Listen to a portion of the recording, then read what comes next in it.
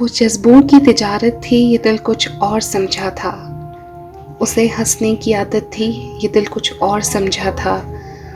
مجھے اس نے کہا آؤ نئی دنیا بساتے ہیں، اسے سوجی شرارت تھی، یہ دل کچھ اور سمجھا تھا۔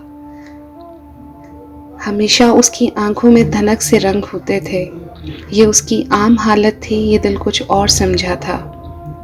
وہ میرے پاس بیٹھی دیر تک غزلیں میری سنتی، اسے خود سے محبت تھی، یہ دل کچھ اور سمجھا تھا۔ میرے کندھے پہ سر رکھ کر کہیں پہ کھو گئی تھی وہ، یہ ایک وقتی عنایت تھی، یہ دل کچھ اور سمجھا تھا۔